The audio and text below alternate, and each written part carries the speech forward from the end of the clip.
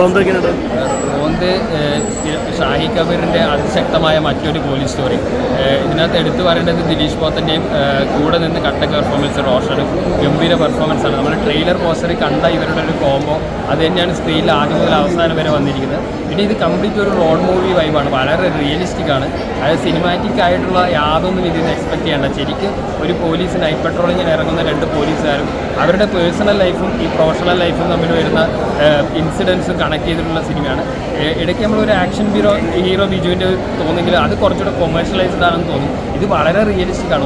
ഒരു ഇൻസിഡൻറ്റും ഇതിനകത്ത് സിനിമാറ്റിക് ആയിട്ട് ഫീൽ ചെയ്തില്ല. അതുപോലെ തന്നെ ഞെട്ടിച്ച ഒരു ക്ലൈമാക്സും മൊത്തം ഒരു ഹോണ്ടിങ് ആയിട്ടുള്ള ഒരു സിനിമ അനുഭവമാണ്. അപ്പോൾ ഷാഹി കബീറിൻ്റെ മുൻചിത്രങ്ങൾ പോലെ നായാട്ട് പോലെ ജോസഫ് പോലെ ചർച്ച ചെയ്യപ്പെടുന്ന ഒരു സബ്ജക്റ്റാണ്. ഇതിലൊരു സീനി പറയേണ്ടി 40,000-40,000 പോലീസുകാരെ വെച്ചിട്ടാണ് ഇത്രയും ജനങ്ങളെ അവർ കൺട്രോൾ ചെയ്യുന്നുള്ള അവരുടെ ആ ഒരു വർക്ക് പ്രഷറും അതിനകത്ത് കാണിക്കുന്നുണ്ട്. അവർ എത്രത്തോളം എഫിഷ്യൻ്റ് ആയിരിക്കണം എന്നുള്ള ആവശ്യകത ഈ സിനിമ കാണിക്കുന്നുണ്ട്.